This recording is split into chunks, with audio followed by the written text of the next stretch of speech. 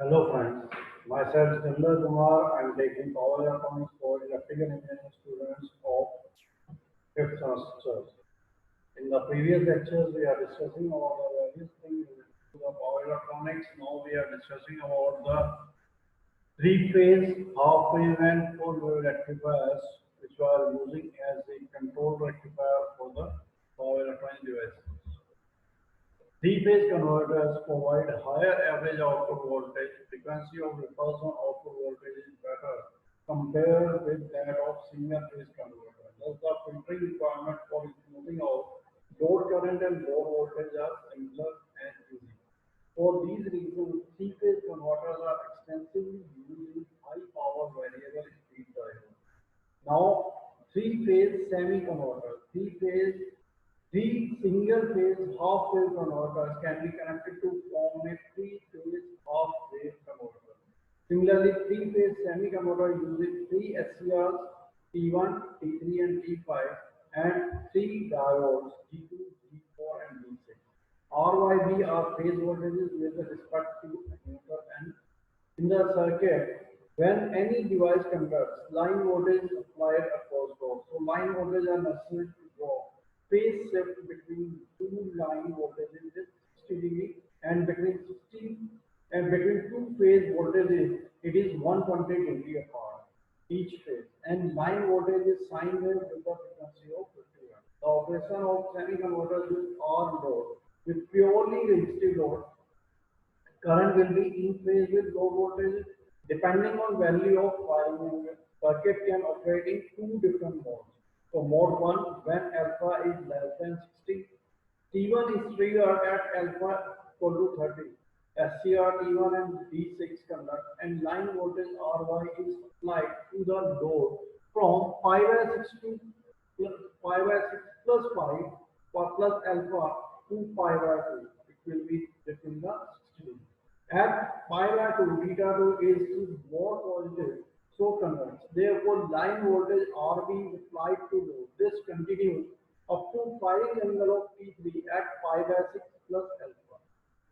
So output voltage it will be 3 times 3 Vm upon 2 pi into 1 plus cos alpha. For alpha is less than or equal to 60, the output voltage is continuous, so called continuous mode of operation.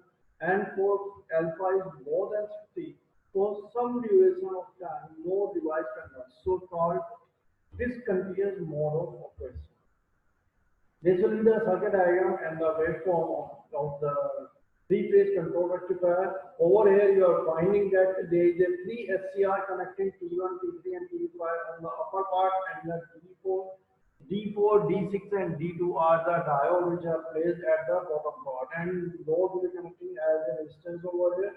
One three-phase supply or three single-phase supplies are connected to the individual sources of this one, and they are grounded by this one. They are using the three sources are there. It will be the voltage which will be given as the input voltage of this one, and this will be the output voltage which will indicate about the firing, and it will be indicating that it was the firing angle will be settled as the alpha.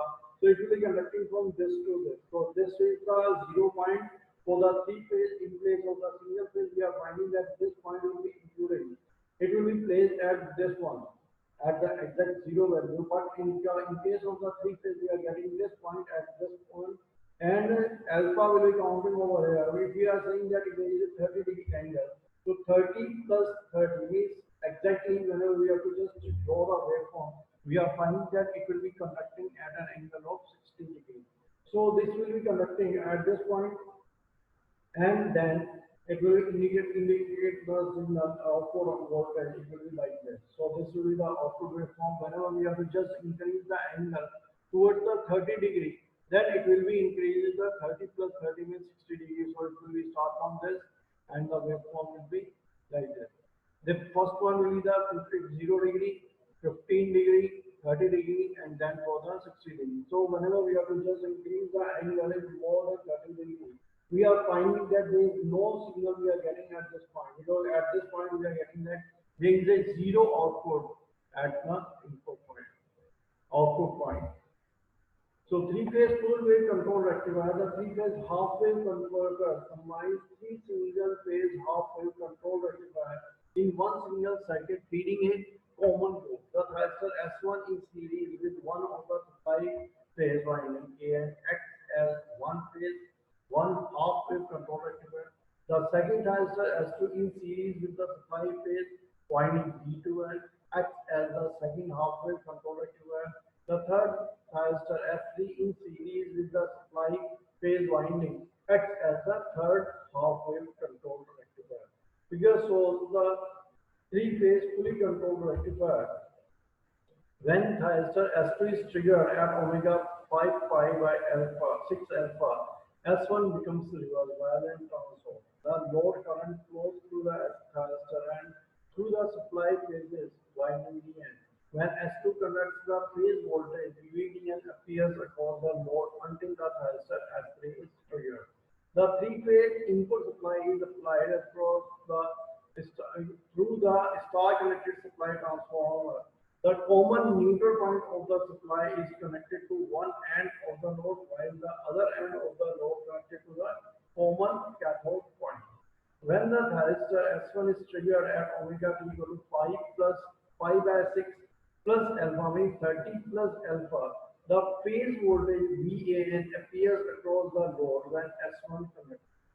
The load current flows through the supply phase winding A to N and through transistor S1 as long as S1 converts.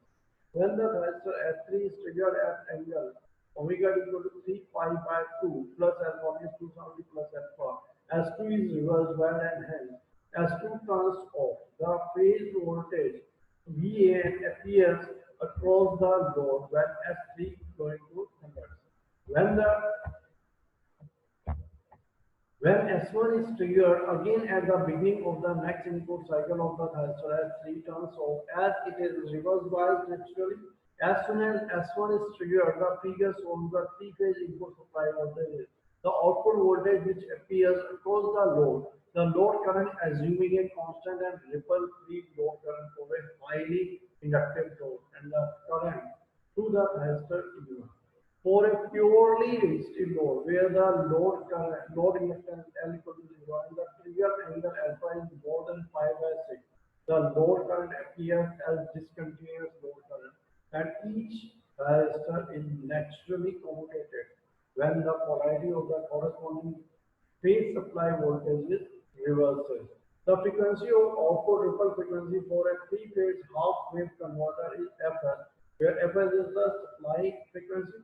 The three-phase half-wave converter is not normally used in practical converter system because of the disadvantage that the supply current waveforms contains the DC components. So this will be the circuit diagram and the respective waveforms which are associated with the three-phase full wave controlled rectifier. Under this, we are finding that there is a T1, T3, and T5. They are already existing in the three-phase three-phase semi-converter, and at the lower part for T in place of the T, there is a D. So diode will be replaced by the transistor. Whenever we have to just focus over the three-phase full wave controlled rectifier. This will be the input waveform which will be given over this side, and these are the output waveform which will indicate that when the transistors are conducting. Those are this arrow side which will indicate about the output waveform. On this side, then what type of output we are obtained at these points, and it will be indicated about the individual current. That, for example, this will indicate about the IT1 current which will pass through the T1. This is the waveform for the IT4. So this and this will be the output current. So the output current always maintained within the circuit, and it will be constant in nature in case whenever we have to just focus over the three-phase controlled rectifier. And this will be the end of the three-phase control rectifier chapter. And thank you for